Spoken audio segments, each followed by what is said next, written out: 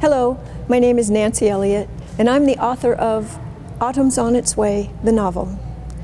Now, Autumn's on Its Way started with a song, so here's a little bit of the song.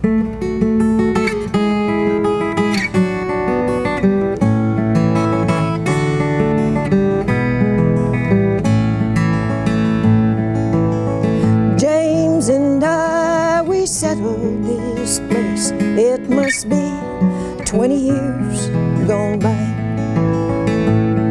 Just kids we were, our whole lives out in front. We never thought how time would fly.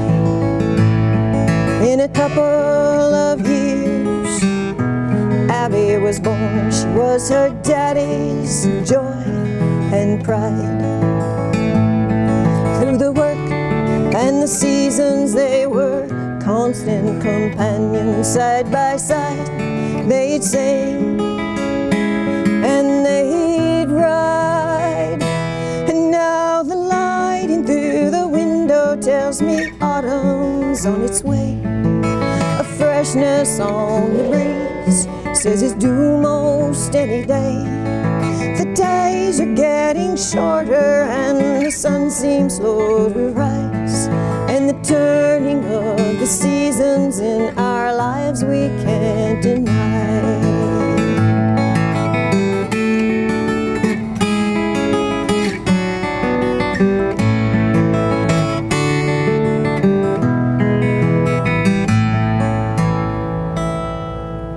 Well, that's just a little bit of the song, but people right away felt that the entire story wasn't told, and they asked me what happened next, and I said, I don't know.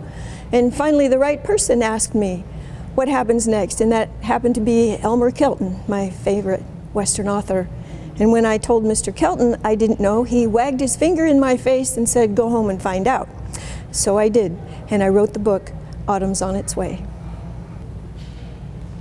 So this is the book. I wrote Autumn's on Its Way. Here's the cover. Now all the pictures on the cover are real places in Arizona. The front of the cover is up around Clear Creek, up on the north rim of the Mogollon. And on the back, this is Kaibab Lake, out just north of Williams, Arizona. I'm going to read to you from the prologue.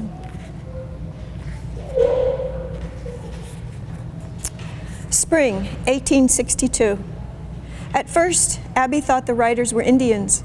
Lately, a couple of local Indian boys had taken up trying to impress her by showing off their writing skills, pretending to fight with each other. The boys would charge each other in a wild game of chicken, slipping down their horses' sides, only to swing up again to surprise and unseat the other, the winner screaming in triumph. It was terribly rough and dangerous play, but fascinating to watch. As the riders came closer, so hard and fast, she realized these riders were not Indians and were not familiar, and she jumped to her feet. Aunt Millie was shouting for her toddler daughter, Willow, who was playing in a patch of tall grass, and yelling at Abby to get on her horse and go, go, go. Abby saw Millie grab up Willow and dash to her own horse. But the riders were on them now, smashing through the middle of their little group, startling the horses and causing them to dance around so that Abby and Millie struggled to get mounted. Abby was nearly in her saddle when she saw Millie go down with Willow in her arms. She heard the baby cry, heard Millie yell, then she was knocked from her seat, and the brightness of midday went to night. When Abby woke, she was riding behind the saddle on a moving horse. Her face was covered, but her senses told her she was seated behind a very big and very smelly man. While unconscious, she had been leaning forward onto his back, and even now, after sitting up straight and turning her head aside, the stench of him took her breath away. Abby's father was always reminding her that if there was any single immutable rule of surviving a bad situation, it was to never panic, no matter what. She sat quietly gathering her wits, trying to get her bearings without panicking. Her wrists were bound in front of her and also tied to something else, probably the latigo strings usually used to fasten down a slicker or blanket. Her feet were tied together under the horse, and that scared her a little. An excellent horsewoman, she never worried about falling off a horse. Being tied on prevented her from falling while unconscious and kept her from escaping. But in the event of an emergency, her life would be left to chance. She was wet where she sat and realized she had peed herself before waking up. It was going to make her raw, she knew. She was thankful her mother allowed her to wear trousers. Sitting as she was, partly on the saddle blanket and partly on the horse, would have rubbed her skin bloody if she were in skirts. Mixed with the footfalls of horses and squeak of saddle leather, she could hear men talking and laughing. Now and then would come the whispers of a woman shushing a child or someone softly weeping. "Millie?" she asked softly, then again louder. "Shut up!" Her captor drove his elbow into her stomach. Abby began to cry noiselessly, tears running, her nose running. She wiped her face on her shoulder and felt the wetness on the rag over her head. "Don't panic," she heard her father's voice. She wanted to see Millie, see if she was okay, if Willow was okay. She listened for a long time and could tell that another rider was behind and to the right. There were several horses strung out forward and to the rear. She could not hear the footfalls of her own horse, Lily, and she hoped Lily had run home. If she had, help would come soon. But Lily was a stubborn animal. Now and then Abby rubbed her chin on her shoulder as if scratching an itch, hoping to loosen the rag tied over her face. When it finally slipped a little, she could peek out the bottom with one eye. She was right. Horses to her right and behind. She could not tell how many. She thought she could see part of Millie's beaded moccasin. "If the Lord is for me, who can be against me?" Her Bible promises came to her. "For I know the plans I have for you, says the Lord. Plans to prosper you spiritually, never to harm you. Plans for your future and to give you hope." She believed they were heading south because the ranch house was north of where they had been captured. She and Millie had been searching all morning for a bee tree to gather honey from and had stopped in the shade of an oak just before noon. A few minutes later, her father had ridden up and shared lunch with them. After he left for the ranch house, they'd stayed a while to let Willow play. It was early afternoon when these strange men rode down on them. Now the sun burned a place on Abby's right arm where her blouse had been torn. Yes, they were heading south. It was twilight when they stopped to make camp. Abby's feet were untied and she was yanked off the horse. Wobbly-legged, she sat down hard when her feet touched the ground. When the blindfold was roughly pushed down from her face, she fell over on her side. She was sick from riding behind man who smells worse than a bear, and weary from worrying about Millie and Willow. She remained lying on her side while searching through the combined falling darkness and camp dust. There were more people than Abby had guessed while blindfolded. Perhaps they had joined another camp. She searched through a number of women and children who, by their fearful faces, worried and bedraggled and bruised appearance, were also captives. She counted 20 women captives and 15 men whom she believed to be Comancheros. She kept searching and soon spotted Millie with Willow at her breast, quietly nursing. Millie, already watching Abby, had 2 black eyes. Her lip was split and an angry gash had laid open her cheek. The dried blood on her face would not let her complete an attempt to give Abby a comforting smile, and it came off as a grimace. When she pointed with her chin back the way they had come, and then at Abby, and gently shook her head twice, Abby's heart sank. Millie was letting her know help would not be coming. She wondered why her mother and father would not come for them. Why would Lolo not come for his wife and child? Millie was wrong. Mangus Colorado himself, a great chief of the Apache, was related to Millie, and therefore to Willow. Why, the entire Apache tribe would be searching.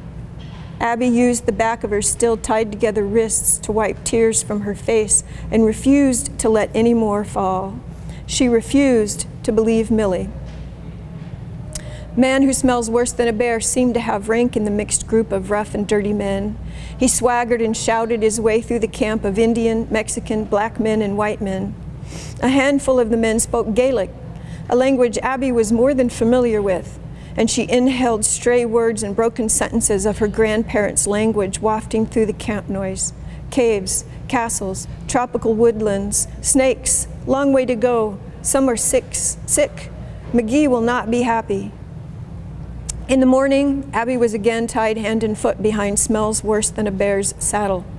He never spoke to her other than to give her a harsh order like, "Be still or get down." After the second day, the captives were no longer blindfolded. At 13 years of age, Abby had ridden a long, wide stretch of country with her parents, so when the blindfold came off, she was still in familiar territory. Now, she had to memorize rock formations and stands of trees and take quick glances behind her to see the land from the other direction to help her find her way home. A full week passed before some of the captives were allowed to walk for part of the day, but Abby was tied, riding behind smells worse than a bear. For many days and nights, all else was the same, and Abby grew weary of the routine. Late one morning, she began to softly hum a song that she and her father would sing together when they rode out to start each day's work. When smells worse than a bear quickly turned to look back at her, she flinched and stopped, thinking he might give her the elbow again. Instead, he only gazed at her for a moment, then lifted his chin to indicate, "Go ahead." Abby and Millie were kept apart but could see each other across camp at night and would inquire by sign language as to each other's welfare. Although their captors usually cooked a meal for themselves, the women and children were given hard jerky and a tin cup of foul-tasting water from a barrel too long past its prime. They had with them nothing more than what they were wearing when kidnapped, and each night they slept on the ground, whether it was grass or rock, dry or muddy. Abby woke one night to find the weather cold and getting colder by the minute. When he saw her awake, smells worse than a bear, threw a horse blanket at her, and she was grateful. In the morning, she and all the others were covered with snow. The rigorous journey, poor food, and bad water began causing some of the women to suffer and get sick. The worst of them were shot, and the Comancheros, not of a mind to care for young children, had no compunction about killing the orphaned babies. It was a nasty, sleeting, late afternoon camp when man who smells worse than a bear shot the mother of a boy about 4 years old, then aimed his pistol toward the child. "Smells worse than a bear," Abby shouted in Gaelic. "You give that boy to me." The camp went silent. All eyes looked her way. Even the wind stopped to listen to this brazen child. Smells worse than a bear turned, his gun still pointing at the boy. "What did you call me?" Abby was standing, fists on hips. The storm had left her flaming mahogany hair in a wet and tangled mess, plastered like seaweed across her dark freckled face, and made even darker by fury. She spit at him and then growled, "You are a man who smells worse than a bear." For a moment, Smells worse than a bear just stared at her. Then his gun arm dropped, his head flew back, and he began to laugh so hard he finally doubled over. The boy instinctively ran to Abby, and she wrapped him in the filthy horse blanket. "In peace I will both lie down and sleep. For you alone, O Lord, make me to dwell in safety."